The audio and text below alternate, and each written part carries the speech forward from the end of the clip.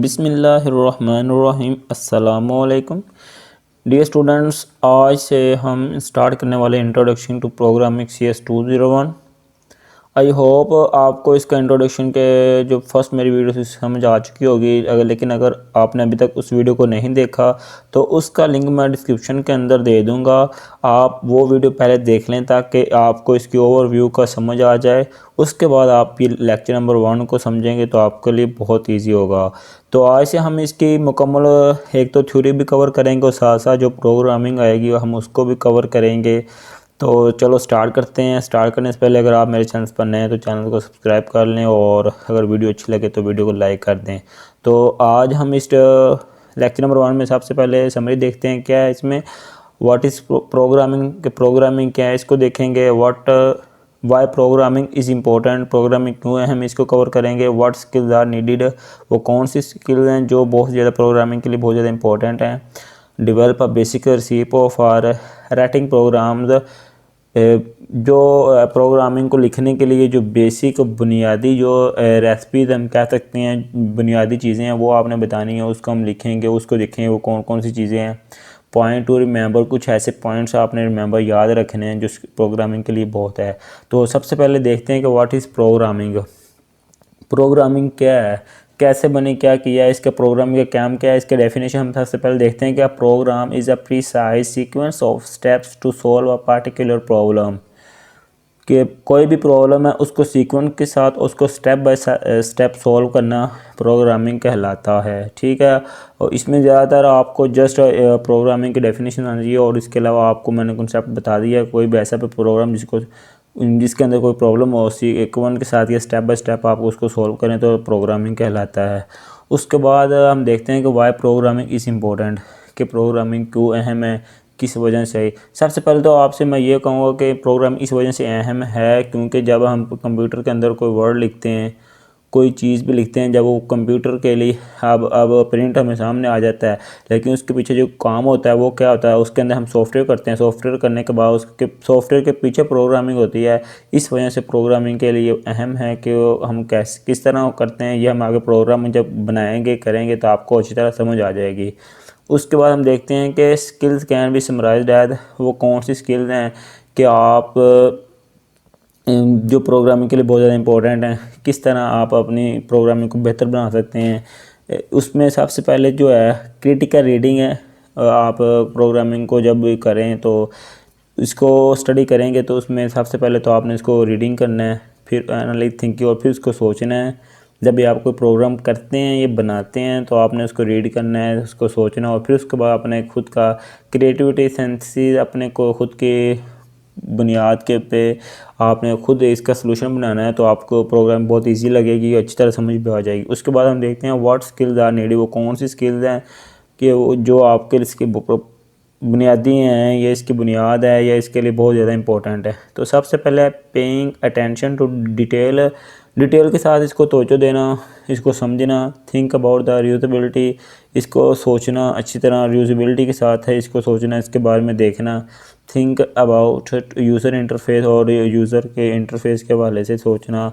Understand the fact the computer are stupid, और ये समझना कि कंप्यूटर एक स्टूपिड है क्या, और ये एक हकीकत भी है। और कैसे है कि क्योंकि कंप्यूटर को तो हम जो भी क्वेश्चन करते हैं वो फट पर जवाब दे देता है, लेकिन आपने इस पर डिपेंड नहीं होना, आपने खुद अपने पर डिपेंड होना है। तो आपको प्रोग्राम बहुत ईजी लगेगी। उसके बाद है कमेंट द कोड लाइब्रेरी, और कमेंट द कोड आपने ये लाजमी करना है प्रोग्राम के अंदर, क्योंकि जब आप प्रोग्राम के अंदर कमेंट करेंगे तो आपको जब भी कोई प्रोग्राम देखेंगे तो आपको वो इजी से समझ आ जाएगा कि मैंने यहाँ से क्या किया था। पेइंग अटेंशन, वही जो मैंने आपको ऊपर बता दिया है, पेइंग अटेंशन टू डिटेल के तवज्जो के साथ इसको डिटेल से समझना है। उसके बाद जो हम देखते हैं नेक्स्ट, ये ग्राफ है, आउटर सर्कल है, ये इनर सर्कल है। तो आप यहाँ पर देख लें, area of outer circle area of inner circle है इक्वल है एरिया ऑफ रिंग सर्कल है। इसके अंदर आपने कितनी प्रोग्राम हमें समझनी चाहिए, किस तरह तय करना चाहिए, ये हमें बताया गया है।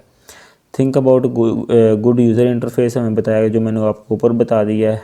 You understand the fact the computer are stupid, computer stupid machine है। और इसके अलावा आपने हमेशा अपने आप पे डिपेंड रहना, ना कंप्यूटर पे डिपेंड, क्योंकि जब आप कंप्यूटर पे डिपेंड हो जाते हैं तो फिर आपको प्रोग्रामिंग की समझ नहीं आती। तो इस वजह से कमांड द कोड लाइब्रेरी का आपने कमांड प्रोग्रामिंग के अंदर लाजमी करने हैं प्रोग्राम डिज़ाइन रिसीव। अब आपने इसको एक in order to design a program effectively and properly we must have receive follow in the book name how to design program by Matthew Felleisen and the co-worker in the idea of design recipe has been started very intelligently as learning to design program is likely learning play score. A player must learn to trap a ball with the ball dribble with the ball. अब मैं आपको इसकी example एक बता देता हूँ। इस तरह आपने प्रोग्रामिंग को सीखना है कि जिस तरह एक क्रिकेट बॉल होती है, क्रिकेट का खिलाड़ी होता है, वो उसको पहले बताया जाता है। आपने अगर तो बॉलर है उसको बता दिया जाता है कि आपने बॉलिंग इस तरह करनी है, इस तरीके से आपने बॉलिंग करनी है, यहाँ से बॉल को फेंकना है, और इस तरह अगर प्लेयर है तो उसको बताया आपने बैटिंग इस तरह करनी है।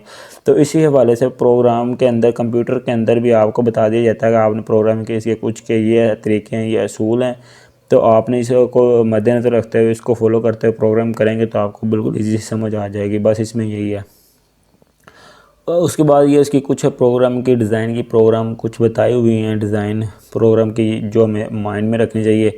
Analyse a program statement typically express a word problem. एक एक लफ्ज़ को बयान करना चाहिए कि लफ्ज़ के अंदर जो प्रोग्राम के अंदर प्रॉब्लम्स आती हैं वो आपको देखनी चाहिए, एक लफ्ज़ को देखना चाहिए, फिर आपकी प्रोग्रामिंग जो होगी वो अच्छी तरह समझ आ जाएगी आपको। Express it essence abstractly and with example के साथ इसको करना चाहिए। Formulate statement and comments in precise language, और इसके अंदर आपको कमेंट्स और स्टेटमेंट ज़रूर बनाने चाहिए।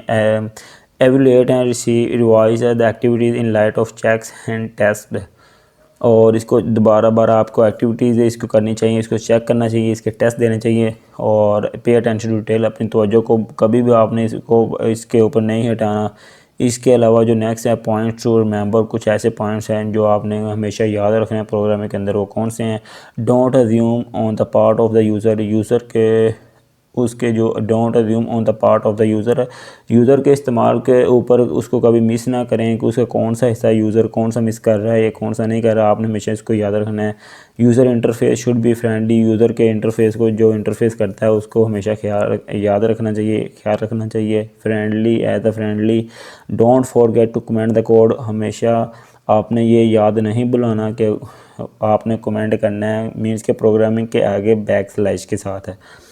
पे अटेंशन टू डिटेल, और तो जो बिल्कुल आपने डिटेल के साथ करनी है, इसके ऊपर रखनी। Program not just writing code, आपने हमेशा क्या करना है? प्रोग्रामिंग करनी है और नॉट जस्ट राइटिंग कोड। ये नहीं जस्ट के लिखते जाना, प्रोग्राम लिखते जाना और कोड आपको समझ नहीं आएगी। अब बल्कि उस प्रोग्राम जो लिखा है उसको समझना भी है, फिर आपको अच्छी से समझ आ जाएगी। आई होप कि आपको वीडियो की इस फर्स्ट लेक्चर की मुकम्मल समझ आ चुकी होगी, लेकिन इसके अलावा फिर भी अगर आपको कहीं से समझ नहीं आई तो आप मुझे कमेंट बॉक्स में कमेंट करके पूछ सकते हैं। इसके अलावा अगर काइंडली वीडियो आपको अच्छी लगी तो वीडियो को लाइक कर दें, और अगर अभी तक चैनल पर नए हैं तो चैनल को सब्सक्राइब कर लें, ताकि आपको इसी तरह दूसरी बुक्स कि इस बुक्स की भी आपको मुकम्मल सीरीज़ की लेक्चर और बाकी बुक्स के भी इंशाल्लाह आपको अपलोड किए जाएंगे। तब तक के लिए ओके, थैंक यू, अल्लाह हाफिज़।